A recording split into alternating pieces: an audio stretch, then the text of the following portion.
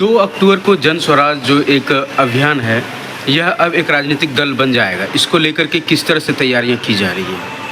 पहले दीपक जी मैं आपका धन्यवाद करना चाहता हूं कि आप इंटरव्यू करने के लिए आए हैं। 2 अक्टूबर को भारी संख्या में, कम से कम 5 लाख की संख्या में पूरे बिहार से जन स्वराजी पटना के वेटनरी कॉलेज मैदान पर जुटेंगे और उस दिन दल का निबंधन होगा। हम लोग का संबोधन होगा हमारे पार्टी के नेता सूत्रधार प्रशांत किशोर जी का। भारी संख्या में पूरे बिहार से लोग पहुंच रहे हैं। जी, बिहार की आधी आबादी महिलाओं के लिए जन स्वराज राजनीतिक और सामाजिक भागीदारी को लेकर क्या कुछ सोच रहा है? भारी संख्या में महिला जन स्वराज से जुड़ रही हैं। लोगों को पूरा विश्वास है जन स्वराज उनके लिए आबादी के हिसाब से भागीदारी सुनिश्चित करेगा। अभी प्रशांत किशोर जी ने महिला सम्मेलन जब बापू सभागार पटना में हुआ, उसमें उन्होंने महिलाओं का आह्वान किया, उनसे पूछा और उनसे बातचीत के आधार पर फिर पूरे बिहार में 40 सीट महिलाओं को विधानसभा चुनाव में लड़ाने का तय हुआ। पूरे बिहार से 40 सीट पर लगभग हर जिला में एक महिला उम्मीदवार चुनाव लड़ेंगी। जी, जैसे कि पलायन और बेरोजगारी को रोकने के लिए क्या सोच रही है जन स्वराज? पलायन का जहाँ तक मुद्दा है, अगले साल जब हमारी सरकार बनेगी 25 में, तो जो छठ पर्व में लोग बाहर से आएंगे काम करने के लिए, किसी को मजबूरी में दोबारा फिर पलायन कर बाहर नहीं जाना पड़ेगा। जैसे सब लोगों को बिहार में ही रोज़गार मिलेगा। 15,000 तक का रोज़गार सबको उसके पंचायत में ही मिलेगा, बिहार के अंदर ही मिलेगा। बिहार के बाहर किसी को मजबूरी में पलायन नहीं करना पड़ेगा।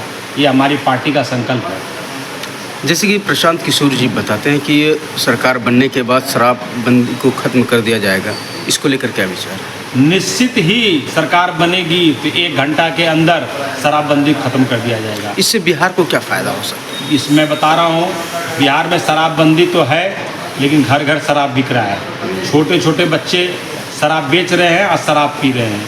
बिहार में 20,000 करोड़ रुपया शराबबंदी से बिहार की जनता का नुकसान हो रहा है।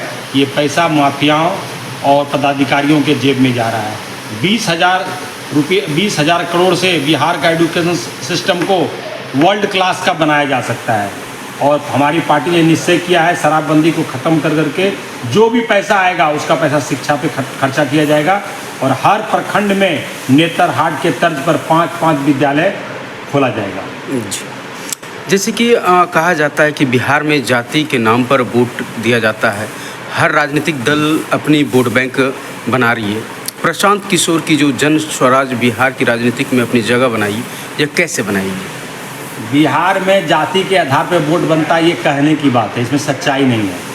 नीतीश कुमार जी पिछले 18-19 वर्षों से मुख्यमंत्री हैं, इनके जाति के कितने % लोग हैं यहाँ पर? नरेंद्र मोदी पिछले 11 सालों से प्रधानमंत्री हैं, नरेंद्र मोदी के जाति के कितने लोग हैं यहाँ पर? ये सब कहने की बातें, जाति के आधार पर वोट मिलता है, ऐसा बात सत्य नहीं है कि जाति के आधार पर वोट मिलता है। जब क्वालिटी का कैंडिडेट उम्मीदवार नहीं होता है तब वो लोग अपनी जाति के उम्मीदवार को वोट कर देते हैं। अगर आंध्रा में अगर सभी अंधरे हैं तो लोग अपनी जाति के उम्मीदवार को वोट कर देते हैं, ऐसा बात में सच्चाई नहीं है। हमेशा जनता क्वालिटी उम्मीदवार को ढूंढती है, वो मिलता है तो क्वालिटी उम्मीदवार को ही वोट करती है।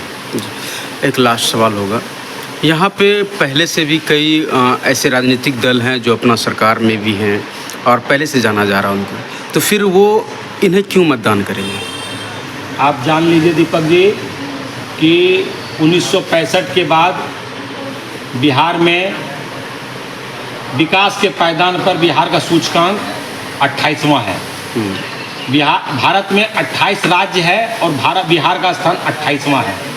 आपको लग रहा है पार्टी काम कर रही है, सरकारें काम कर रही है। 65 के बाद 35, अब 55-60 साल हो गया। आप जान लीजिए कितना भी काम कर रही है बिहार, देश के विकास के सूचकांक पर एक भी पायदान छलांग नहीं मार रहा है। कहने को केवल काम हो रहा है, करने को कुछ भी काम नहीं हो रहा है। जी। भारी मात्रा में पलायन है, शिक्षा में बहुत ज़्यादा गिरावट है, स्वास्थ्य में गिरावट है, सड़कों में गिरावट है, रोज़गार में गिरावट है, चारों बगल निराशा है। अपराध बढ़ा हुआ है, भ्रष्टाचार बढ़ा हुआ है। नीतीश राज में अपराधी कलम लगा के लूट रहे हैं, लालू राज में लोग को बंदूक लगा के लूट रहे थे। लगता है कि विकास सरकार कर रही है, कोई विकास नहीं कर रही है। 28वें स्थान, 1965 में भी हम 28वें पैदान पर थे, आज 2024 में भी 28वें पैदान पर भारत में हम लोग हैं। हम प्रशांत किशोर जी का वादा है कि अगले 10 सालों में बिहार को हम लोग भारत के सूचकांक में टॉप 10 में लेके आएंगे जी और बिहार का विकास करेंगे। जी, बहुत बहुत धन्यवाद।